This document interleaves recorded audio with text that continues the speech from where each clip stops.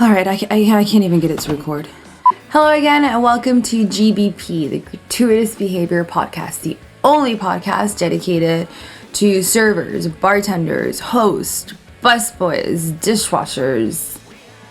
I know for a fact that we've never talked about busboys or dishwashers.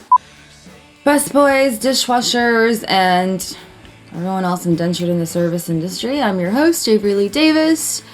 And what you don't hear is my co-host, who is missing Amber Alert out for Wesley, Greene.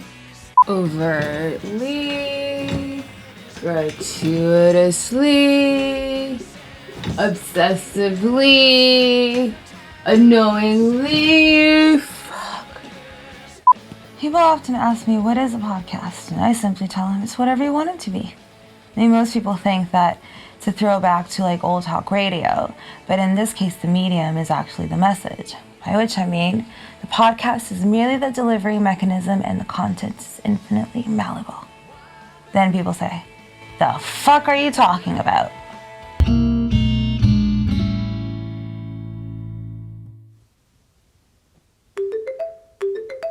Hello again, podcast, you're welcome. Oh, thank God. Hey, sorry I'm late. Hello again and welcome to another episode of the Gratuitous Behavior podcast, the only podcast dedicated to servers, hosts, bartenders, Dreaded Valentine's Day edition, busboys, dishwashers, and everyone else indentured in the service industry. I'm your host, Wesley, Greene, and with me is my co-host, the always dreaded, yet adored, Avery Leigh Davis. Hopefully more adored than dreaded. Certainly debatable. How's it going, Avery? Not bad. Yeah, I actually had a good night at work today. Get out! No, everyone was pretty reasonable. Did you say the V word? Vagina? Valentine's Day. This is our darkest show of the year. And we should probably start with a disclaimer for new listeners, letting them know that this episode will contain more foul language than fucking usual. Much more. And as such may not be suitable for work, or in the car with kids, or with what's left of your meager possessions, alone in an empty apartment, like you'll always be. Dark. That's where I'm at right now, Avery, circling down the drain of life's downward spiral. That's disconcerting. That's life. Well, my life isn't all that bad. I mean, I went into work today expecting to hate all my customers, but no, it was like super easy. All tables of two. Guess I really have nothing to complain about. They even tip me really well. Wow. As always, we start with the news. Local man nearly dies of shock when his server friend tells him that she enjoyed waiting tables on Valentine's Day. Was just pleasant. Maybe I had a lucky night. Yeah, you won the server lottery. Let me tell you what it was like for the rest of us back in the real world. I walked into work already hating everyone and everything, and it was exactly what I expected. Everyone was in such a loving mood. I swear, Avery, they were both on Tinder swiping left and right on Valentine's Day. No way. That isn't even the best part.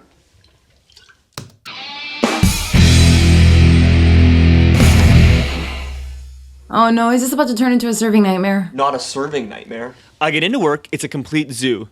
Joe slammed, so he asked me to drop off a bill at a table for him. I'll give you 3 guesses who that bill was for. Get the fuck out. Get the fuck out.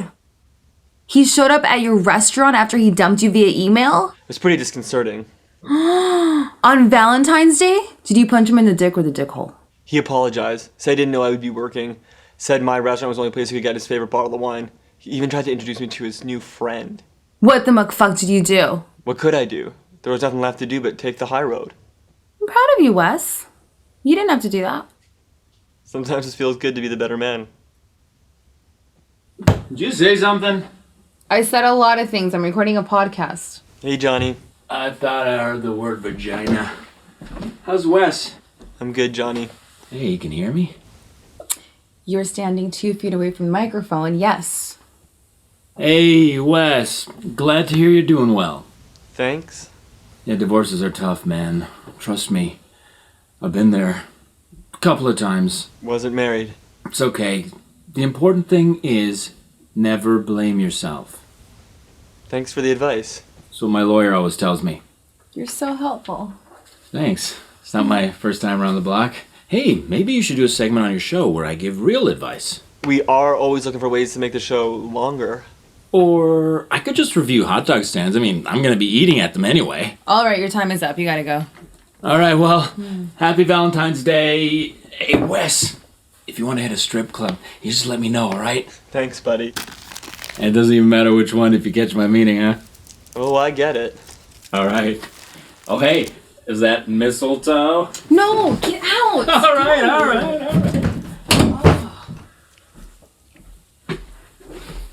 I'm not gonna lie, that was both strange and strangely comforting. Yeah, he's good like that. Time for emails.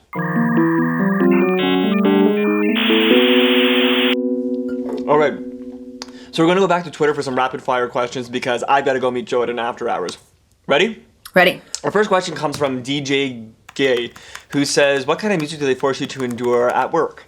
I don't know, some of that mainstream, I don't know, Dougie and the Spooges or something like that.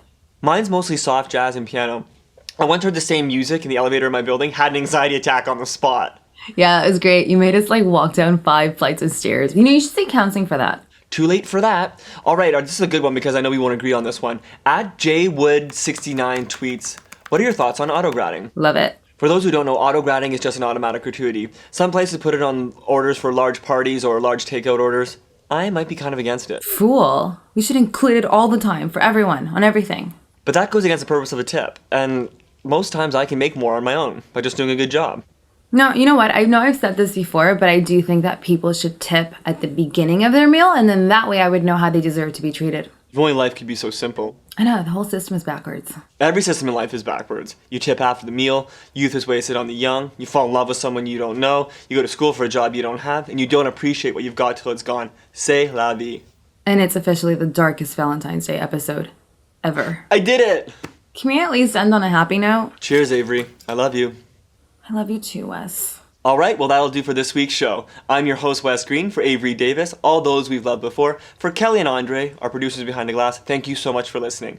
We'll be back next week with another gratuitous take on the service industry. And remember, we will always love you here on the Gratuitous Behavior Podcast.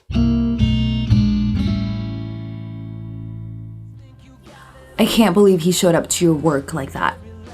On Valentine's Day? I'm glad he did. It really helped me see what kind of an asshole he really is. I'm sorry, I forgot to ask. What'd you and Carter do? Oh, I broke up with him. Already? Yeah, he just, wasn't the one. Wish I could be more like you.